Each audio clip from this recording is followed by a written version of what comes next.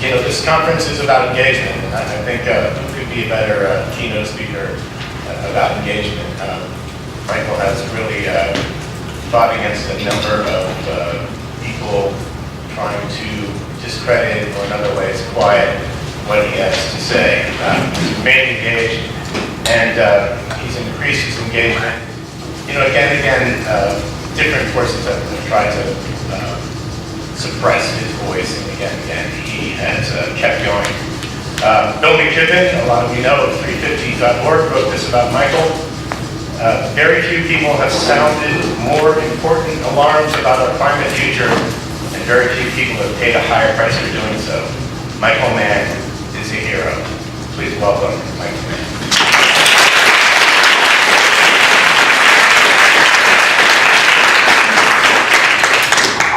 Thanks very much, for the kind words.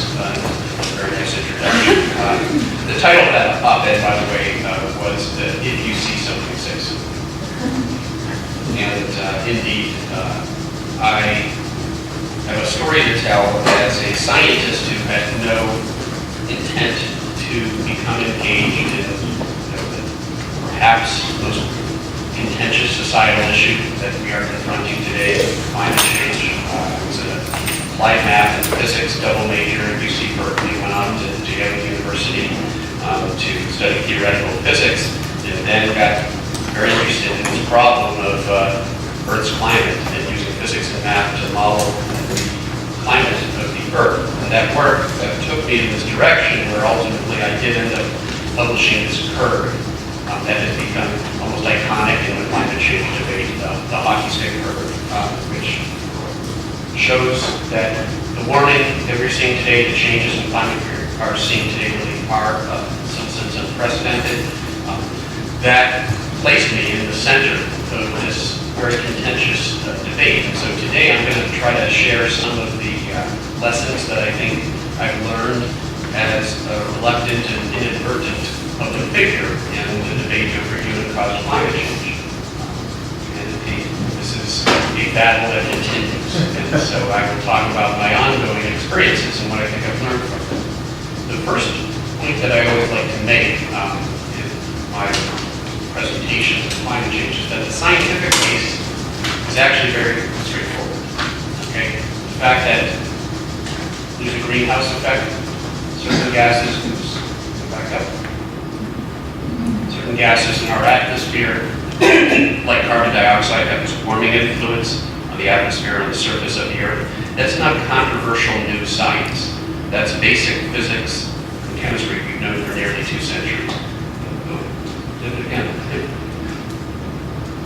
Joseph Fourier, the same scientist who discovered the law of heat conduction, understood that there was a greenhouse effect. And mostly we've been refining our understanding of the details of the science in the 2 centuries, nearly 2 centuries since.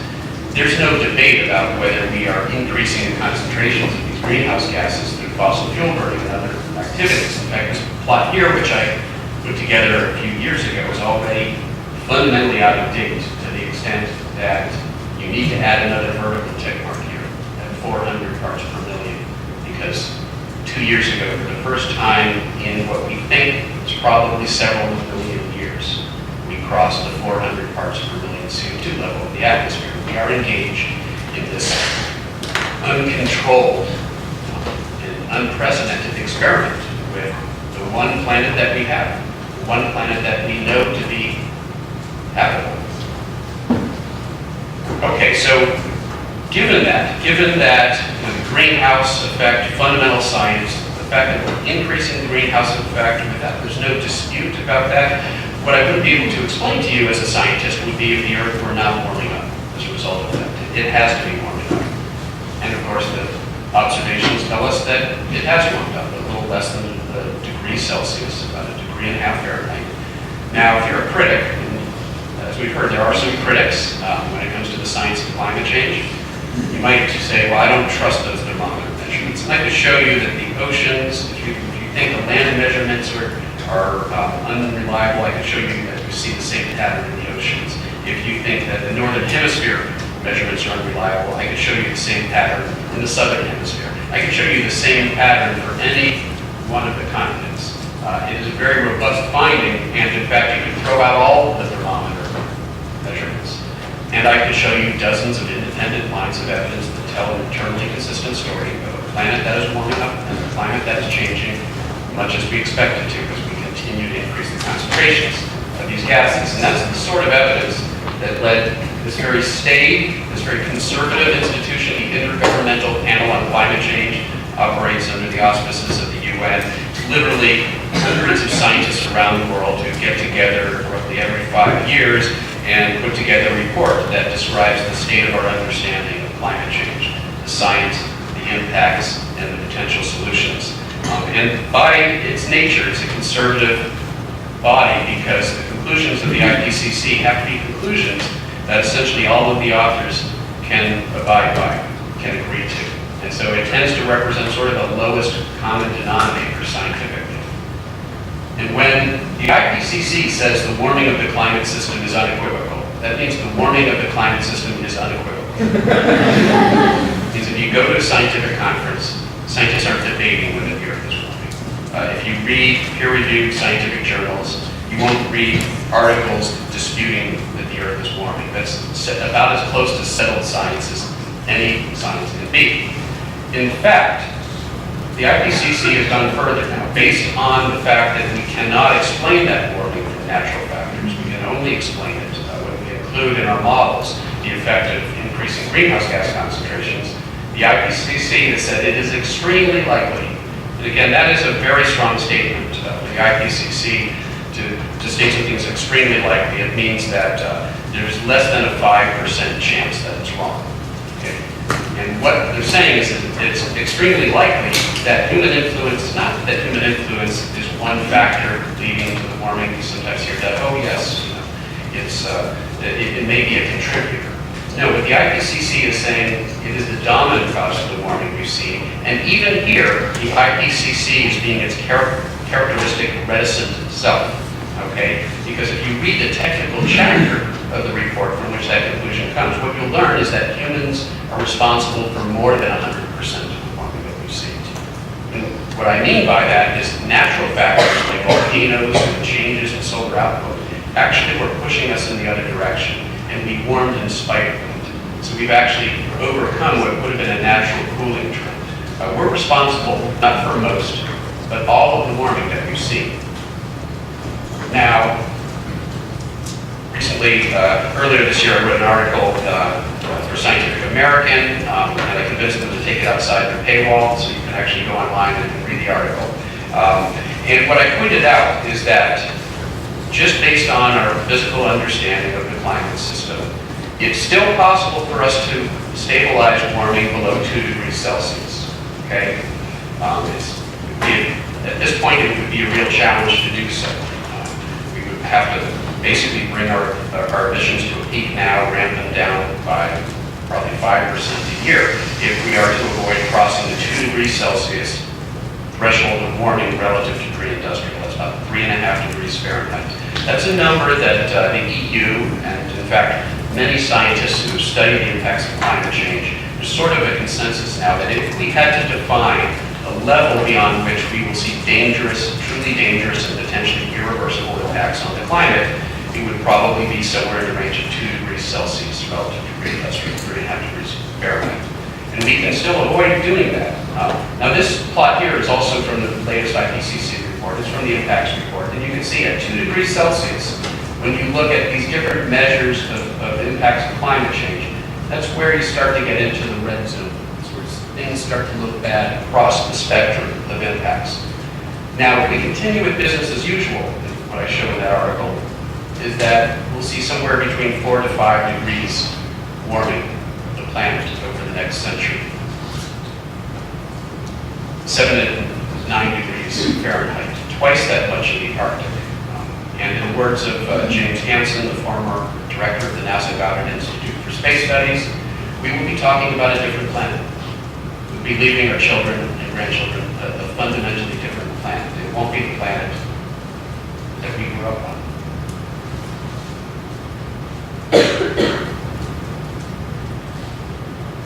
Now here's to end the sequence with the polar bear.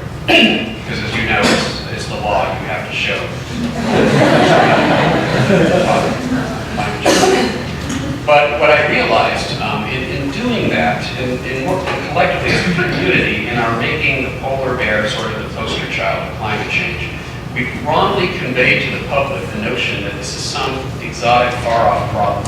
That, yeah, maybe it'll be an issue for polar bears decades from now, but it's not really a problem for us, is it?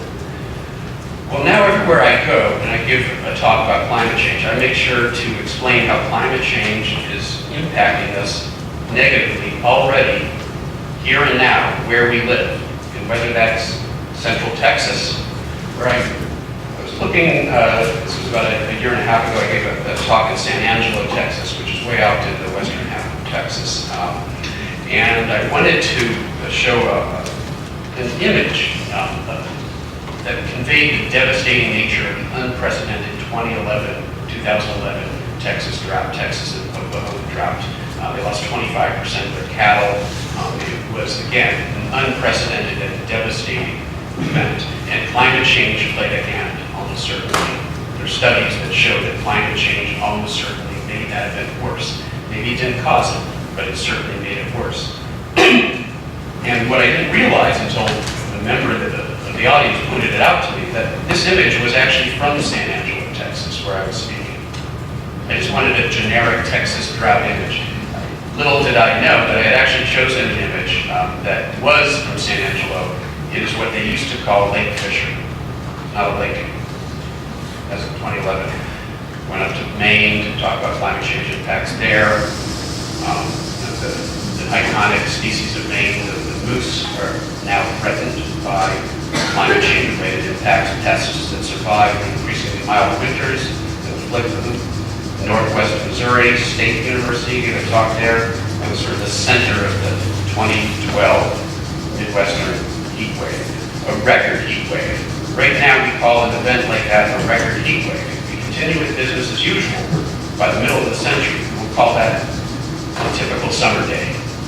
What is a record warm event either in northwestern Missouri or here in central Pennsylvania will be a record. What is a record event today will be a normal summer day. If we follow business as usual with our pattern of burning fossil fuels. Florida, I give a talk there. You don't have to convince people in Florida. Well, actually, the governor you do. People in Florida, you don't have to convince, are seeing the impacts of climate change because, yeah, they've always had this seasonal high tide known as the king tide that comes every fall. What hasn't always been the case until recent years is that it floods the streets of Miami Beach when that seasonal high tide comes. And as we continue to raise sea level, warming the planet, melting ice, expanding warmer seawater, eventually it'll just be a daily high tide that'll flood the streets of Miami. And then pretty soon it'll be just average sea level that floods the streets of Miami. And we will have to literally retreat from our coastlines as the seas approach on us. And we're already seeing that in Miami. I gave a talk in Queens a couple months ago. This is the devastation wrought by Hurricane Sandy, which has, many of you know, devastated New York City, the New Jersey coastline. Now, Hurricane Sandy wasn't caused by climate change. I cannot state that with any degree of confidence. I can state with a great degree of confidence, about as close to certainty as I'll ever come, that Hurricane Sandy was made worse by climate change. If nothing else, what would have been a 12-foot coastal surge at Battery Park in New York City was a 13-foot coastal surge. A foot of that was global sea level rise, climate change-related global sea level rise. It might sound like a small difference. Actually, it meant 25 additional square miles of flooding in the greater New York metro area. I've been out to California a couple times this year. In the beginning of the year, I was out there and I was talking about this drought, this current drought, that hopefully will end soon. Well, I was out there a month ago, and it hasn't ended. California has seen by far the most extreme drought on record. The numbers now in it's the warmest year for California on record, unless something remarkable happens in the remaining month and a half. That drought, certainly the drought wasn't literally caused by climate change, but there is now credible peer-reviewed scientific evidence that it was made more extreme by climate change. If nothing else, warmer soils evaporate more water into the atmosphere. So you don't have to convince Californians that climate change is a problem. They are dealing with the devastating effects of this record drought. In the UK, about a month ago, I was at a conference there. Again, the UK Met Office, the UK Meteorological Office, about as conservative, sort of typical British, very conservative, proper institution. They're very reserved, and it's remarkable that they've come out and said, yeah, that extensive record flooding we saw last winter, climate change had a hand in that. Pretty remarkable that the Met Office is on record saying, yeah, climate change made that worse.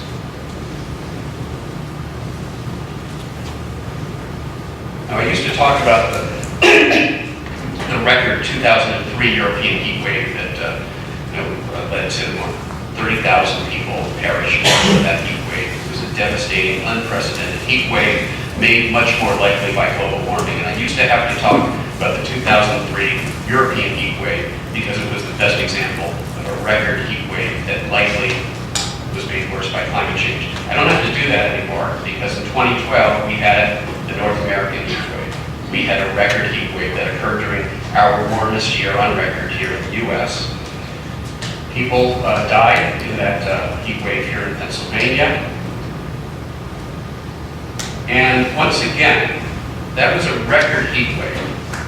But 30, 40 years from now, if we continue with business as usual fossil fuel burning, we will call that a typical summer day. So this is the point in the talk where I asked the somewhat rhetorical question.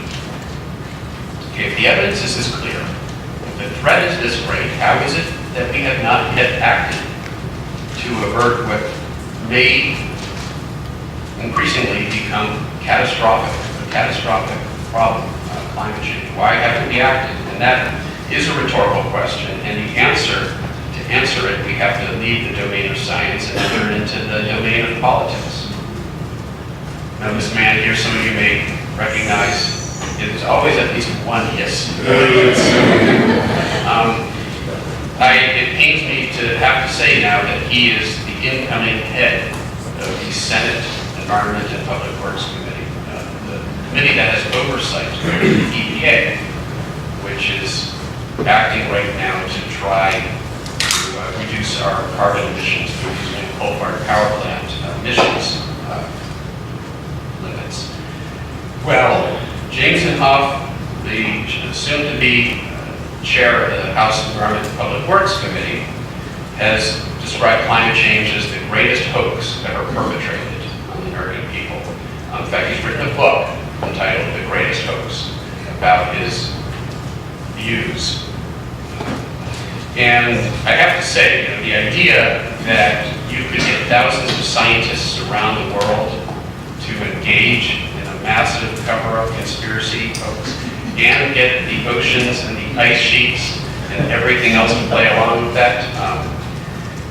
Many of you know scientists, and I can tell you as a scientist, you get three of us in a room, and it's hard to get us to agree on just about anything. We're sort of a cantankerous lot, and that's a good thing in science. True skepticism is an essential thing in science, as opposed to fake skepticism or denialism. So the idea that literally thousands of scientists would engage in a massive hoax is on its face somewhat absurd. And yet, James Inhofe was the chosen keynote speaker in the annual conference, the Climate Change Conference of the Heartland Institute back in summer of 2011. You may remember that was the summer that Texas and Oklahoma were experiencing that record heat and drought. The Heartland Institute, which is an industry-funded think tank that used to advocate for the fossil fuel industry, denying the science linking tobacco products to human health, today are working for the fossil fuel industry in denying and attacking any science that supports the impact of fossil fuel burning on our climate. Well, they invited him to be the keynote speaker Sadly, he had to back out at the last minute. You see, he had gotten ill swimming in a lake back in his home state of Oklahoma, suffering from an algal bloom, dangerous algal bloom as a result of the unprecedented heat and drought that Oklahoma was experiencing at the time. So he couldn't give the talk. And so there are many politicians like James Inhofe, like Joe Barton in the House of Representatives, who have been heavily financed by fossil fuel interests and continue to argue that the science is a hoax, that climate change isn't real. There is a vast infrastructure, much of it funded by fossil fuel interests and private interests like the Koch brothers. There's a vast infrastructure now to create an echo chamber of denialism when it comes to climate change. And so that's why you have folks like James Inhofe. And that's why I found myself in the center of this contentious debate when my co-authors and I published this curve a decade and a half ago. Came to be known as the hockey stick curve.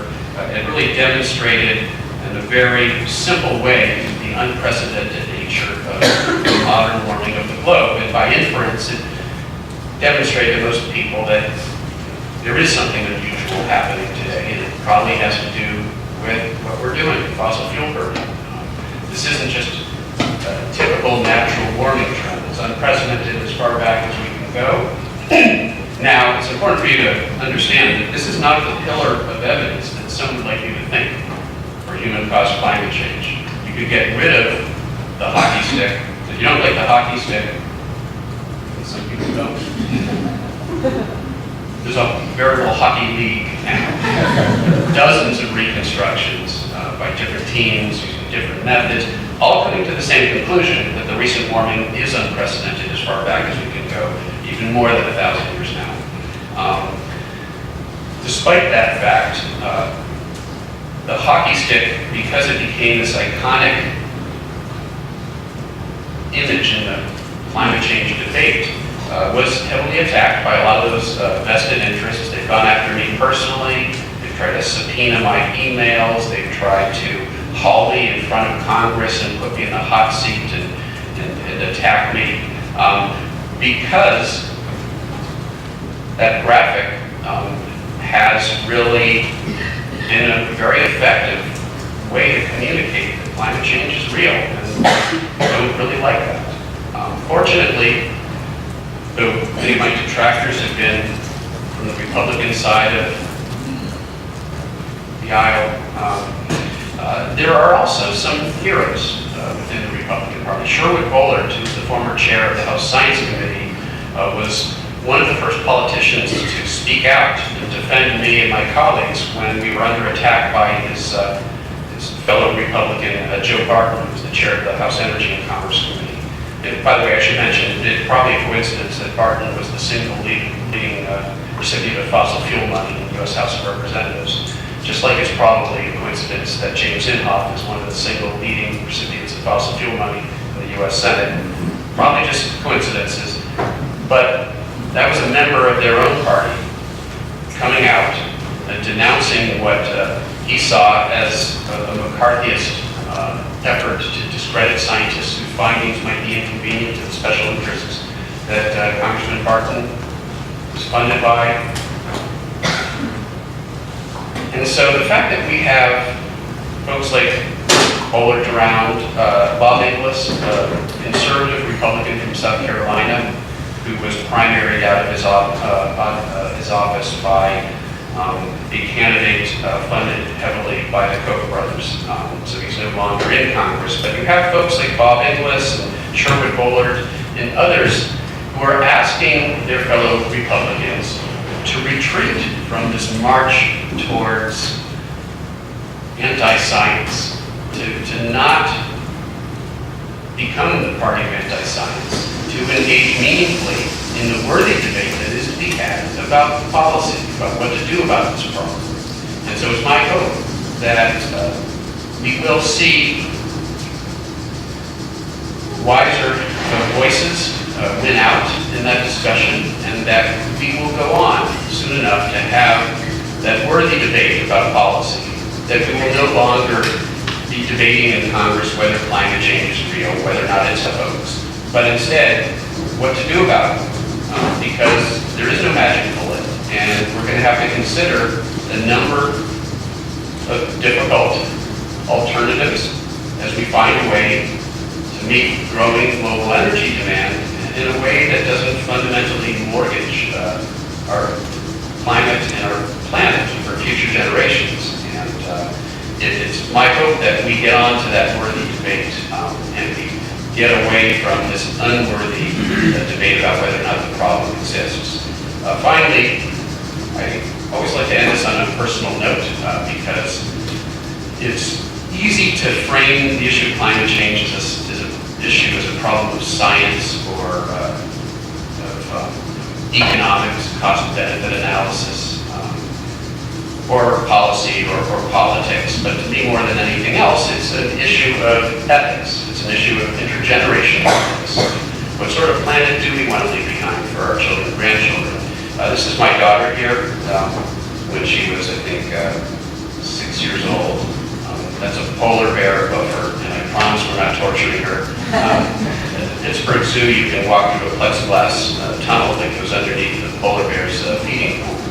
And if you happen to be involved in an NSF-funded project aimed at developing climate change outreach materials for zoos and aquaria across the country, and you know the manager at the zoo, you might be able to convince them to throw the fish in the bowl when your daughter's walking underneath. There's things happening here.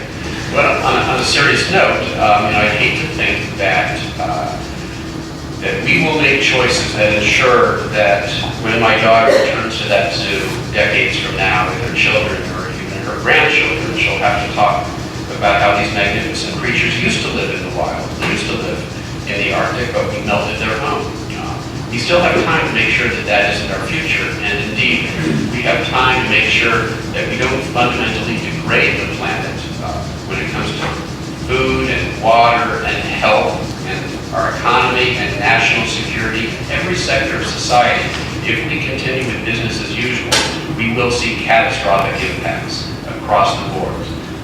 But there's still time to act. There's still time to make the decisions necessary to avert catastrophic climate change. And I'm actually encouraged by this development that actually was occurred last night at 10:40 p.m. It was the embargo on the president's announcement of this historic agreement between China and the U.S. to reduce greenhouse gas emissions. And so I was very excitedly tweeted the headline at 10:40, only to learn that they had actually moved the embargo back. It was 11 p.m. instead. Fortunately, the Washington Post had also gone live with their news story at 10:40, so the embargo was broken anyways. It was a huge development. I don't think we can underestimate the importance of that. The two leading emitters of carbon agreeing to act, to take serious action to bring down our carbon emissions. I think that is going to fundamentally frame in a positive way these important negotiations in Paris that we go into next year, where we're going to need all nations to agree to mandatory carbon emissions reductions if we are going to avert crossing that dangerous limit of warming. So I'll leave it there. I'll be happy to field questions. Thank you.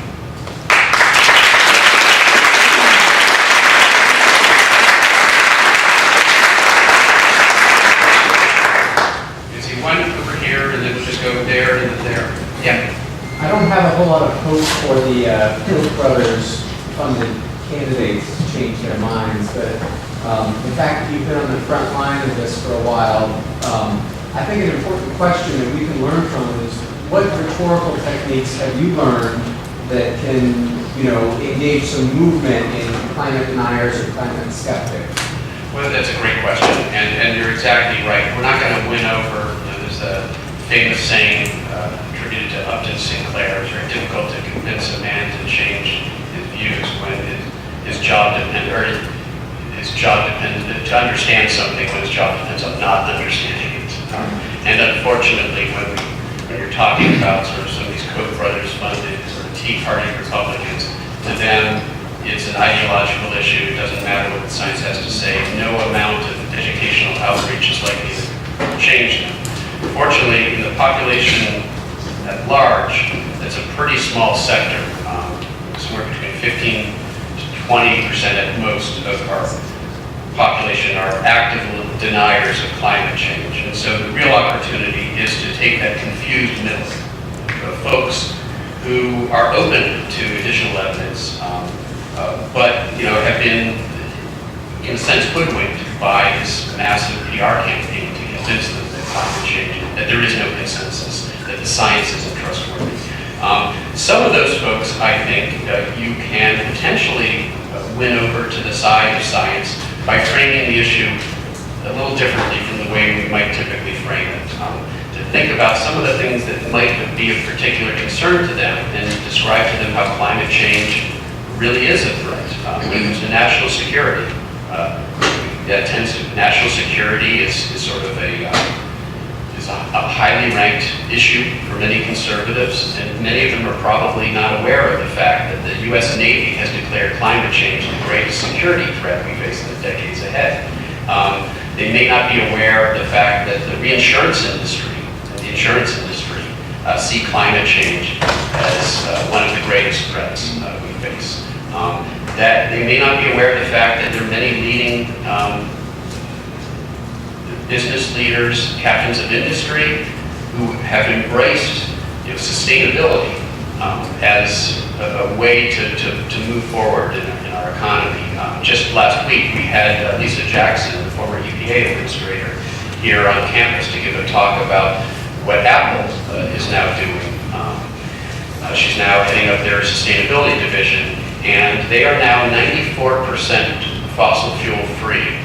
94% of their energy comes from renewables to power their data centers, and they're not happy with that.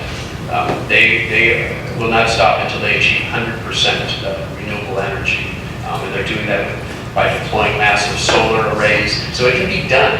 And Apple, one of the largest capitalization companies, at one point I think they were number one, at least for some period of time, but they're in the top few. If Apple can do it, then anybody can do it. And so I think there are opportunities to point to how the business community is actually taking this seriously, how the national security industry, the community rather, is taking this seriously, and to frame the issue in a different way from the framing they may have been exposed to. It's not just a concern of environmentalists. It's really a concern shared by some of the most conservative sectors of society. So recently, Rick Scott, Marco Rubio. He's not a scientist, by the way. Right. That's what I wanted to get your read on. There's this new "I'm not a scientist" thing. So, what do you think that says about the sort of the denialist or skeptic position? It's a great question. I actually find that a very positive development. Because what it means is the people who are doing focus groups to advise these politicians, when every single Republican who's asked about climate change uses the same line, well, I'm not a scientist, it means that Frank Luntz, their pollster, has probably found through his focus groups and his polling that that's really the only viable way out for them right now. If they proactively deny climate change, the public no longer finds that acceptable. They no longer find that credible. They discredit themselves if they flat out deny what the U.S. National Academy of Sciences has to say. If they flatly deny what every scientific society in the U.S. that's weighed in on this matter has to say, that climate change is real, it's caused by human activity, and we need to do something about it or it's going to be a big problem.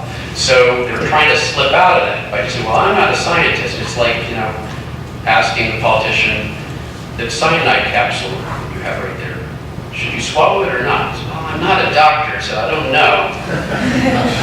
I mean, you can sort of take it to its logical extreme. It's an absurd way of trying to get out of, many of these same politicians who say, well, I can't weigh in on the science, are more than happy to cite to 5 significant digits the supposed cost, that the supposed toll that that capping carbon emissions would take on our economy as calculated by some conservative economic foundation. So it's easy to expose the hypocrisy of how selective they are when it comes to climate change. Somehow they're not willing to acknowledge an issue where there's far more consensus than many of the other positions that then exists to support many of the other positions that they're happy to take.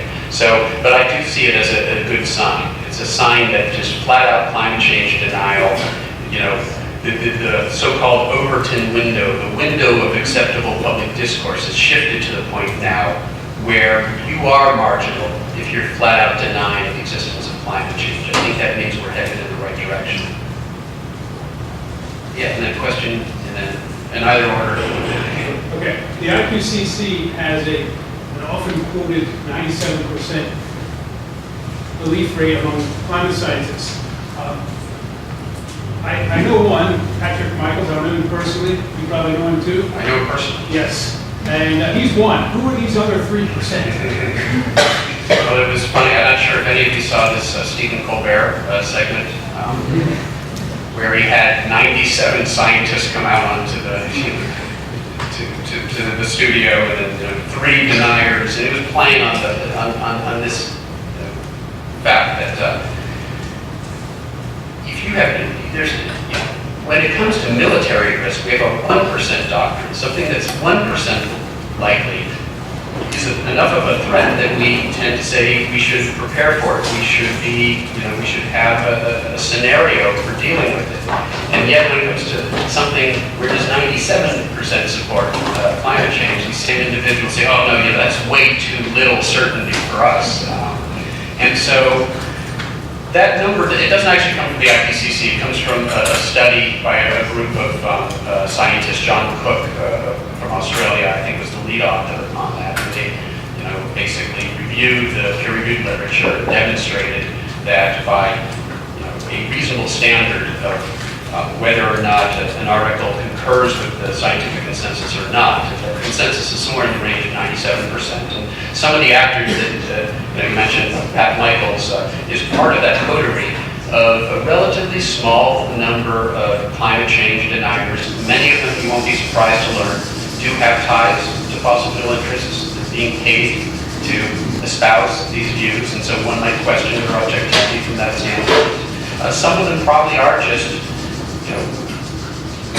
devil's advocates. In science, you always have mavericks and devil's advocates, people who just like taking contrary positions. And I've met some folks like that where they're probably not doing it as part of an agenda, but just because they like being contrarians. And so the different motivations for the various climate change deniers are probably as varied as the personalities of those individuals. The only commonality is that there is this remarkable infrastructure that exists, funding, organization, to take them and give them a platform and a megaphone and use them in an effort to create this sort of echo chamber of plausible deniability when it comes to climate change. And so, and that is being orchestrated at a very high level, and that is being funded tens of millions of dollars every year by some of these vested interests that I've talked about.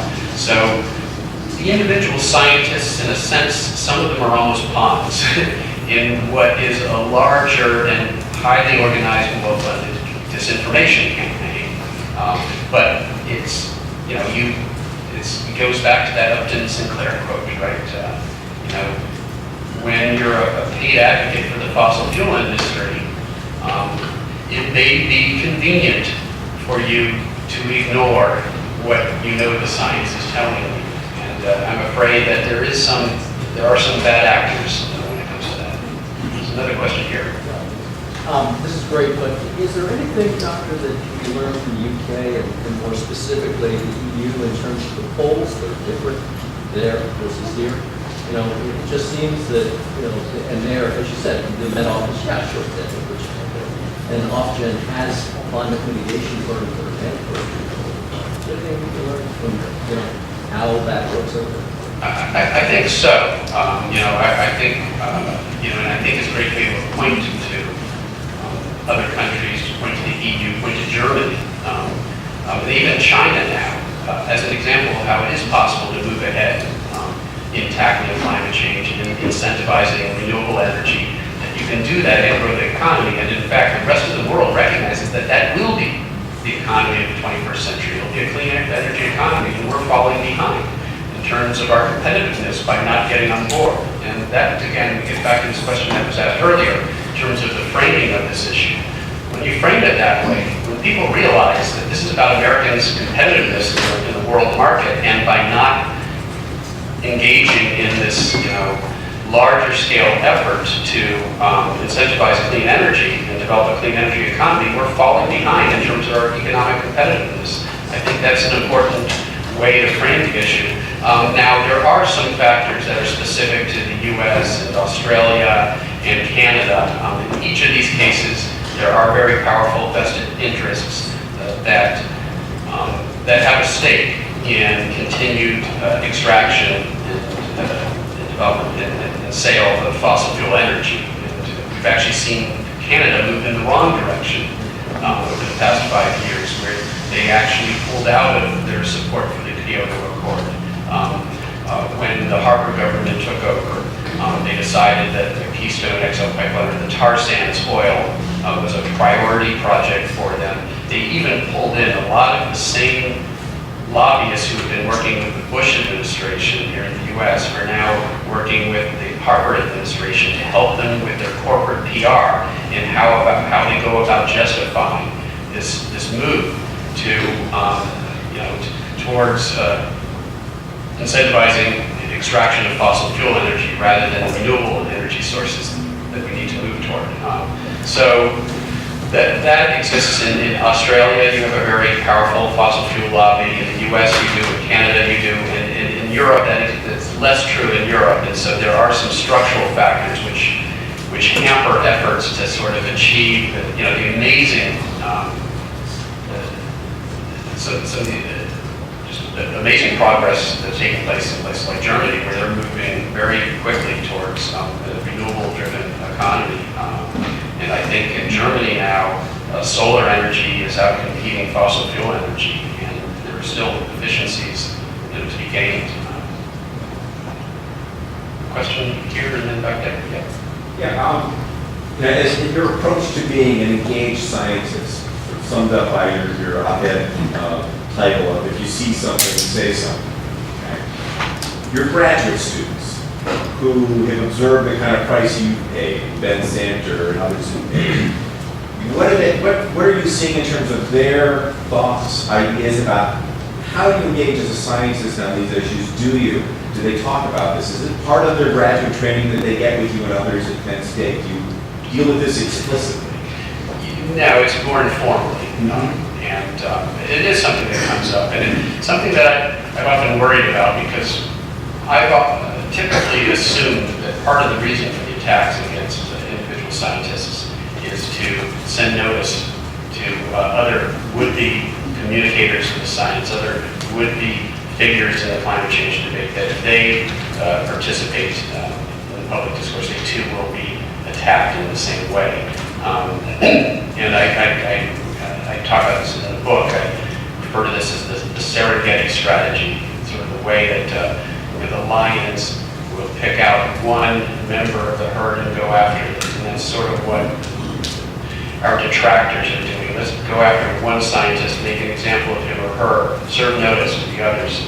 And so it's really that dynamic that led me to believe that my only choice was to fight back and to become more engaged, and to not allow them to be successful in their effort to marginalize me and intimidate me, because if they were, that would indeed send this message to my colleagues. And I like to think that it's sort of backfired on my detractors. There are when you go to the AGU conference, the American Geophysical Union conference, the biggest conference in Earth Sciences, there are now dozens of sessions about outreach, communication, and fighting back against anti-science, and it's all out in the open. And there are many scientists who are focused on these issues and have made this a priority, and they're researching it and have students working with them. And I also think that this atmosphere, while in some sense one could view it as toxic, you go into climate science and you may be clobbered by, Koch brothers, funded climate change denier. At the same time, I think that dynamic and that atmosphere has led to a more sort of engaged generation of scientists coming into our field. And I do sense, just from talking with students here but elsewhere, that graduate students today are far more engaged when it comes to the emphasis they put on climate outreach and communication. And some of that may just have to do with sort of the world they've grown up in, the sort of social media world, Twitter, Facebook. But if anything, I think the attacks have backfired in that we now have an even more engaged sort of generation of scientists who see their role as being not just to publish their work, but to communicate it to the public and to defend science when it is under politically inspired attack. Question? Yeah. Michael, it seems that the environmental community has faced some pitched battles before, like ozone and phosphorus and Lake Erie and acid rain. Is there anything we've learned from those you think we can apply? This is a much bigger issue, of course. Is there lessons we can learn from those things that we can apply to this battle? That's a great question. I think, ironically, it's sort of the inverse of that.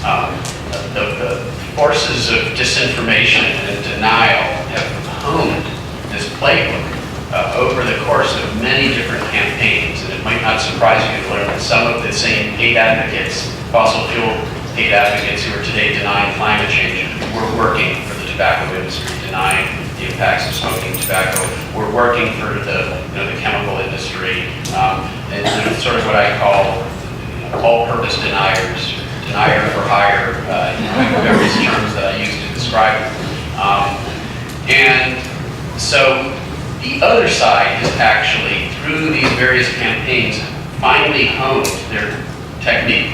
And the attacks against climate change in particular, the efforts to discredit climate change, there was a whole infrastructure and playbook that existed from those previous campaigns, from the tobacco campaign. Many of the same lobbyists, many of the same paid scientists and advocates. At the same time, I think we can draw some lessons too. And one of the lessons that I think we can draw, and it gets at this issue of pessimism and doom and gloom. And I think if we frame climate change purely as a doom and gloom, we're screwed, there's nothing we can do, going to hell in a handbasket, etc. That leads to precisely the wrong response. That just leads to disengagement. People think that there's no role they can play in making things better. They're going to disengage, and then the other side wins. So I think it's important to point to past successes, that even in the face of industry-funded disinformation campaigns, we managed in the end to act, at least in this country, on tobacco. Of course, the tobacco companies are now selling the product abroad. They're selling even more than they were back then. But in this country, we acted on we passed the Clean Air Acts. We did something about the acid rain problem, and that was under a Republican administration, under Richard Nixon, who founded the EPA, by the way. Something I'd like to remind people, the EPA was founded under Republican President Nixon, just like the National Academy of Sciences was founded by a Republican President, Abraham Lincoln, in the 19th century. These are things I like to remind people of at times. So we can point to some of these past successes that might have seemed unlikely, that might have seemed impossible. Acid rain, ozone depletion, as you allude to, and we were successful. We turned the ship around in time. Not before, we allowed more damage than we probably should have. And today, there's still skin cancer, higher rate of skin cancer in parts of the southern hemisphere because of ozone depletion. So there already is this toll, this very great toll that's been taken. But we did act in time to avert what would have been a great catastrophe there. So that is maybe reason for hope that we will act here before it's too late. Now, this is obviously a much bigger problem. It gets at the very foundation of our current energy economy. In this case, we're battling the most powerful industry in a sense that ever existed on the face of the earth. So this is a tougher battle, but there are reasons for cautious optimism, and I like to point to some of these past successes as an example of that. Yes, there was a disinformation campaign. Yes, we acted later than we should have, but we did act, and we can do it here. Back here. Hi, I have a question about the nature of your involvement with the university as a land-grant institution and meeting its mission for outreach that's relevant to the people of its state.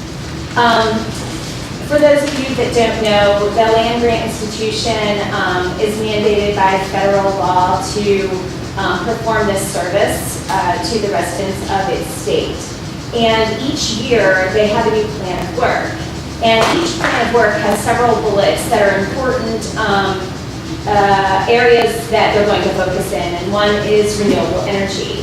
And for the Penn State Cooperative Extension Plan of Work for 2015, the primary goal is regarding Marcellus shale extraction under the renewable energy goal. And so I'm curious, when you're talking about outreach as an individual scientist, which by the way, thank you so much for all that you do regarding that, how do you feel your involvement with that particular infrastructure, which we have at our fingertips, to do outreach and co-create our energy system here in Pennsylvania? How do you feel as a scientist that you've been able to participate in that here in Penn State? Well, thanks for both the kind words and for the question. It's a good question, and I do feel I'm somewhat privileged that I'm at an institution like Penn State that not only allows but encourages engagement and outreach. That's part of my job title, it's part of my mission here. And it's great that that's formally recognized by the university as part of what we ought to be doing. The flip side of that is that they tend to be somewhat hands-off.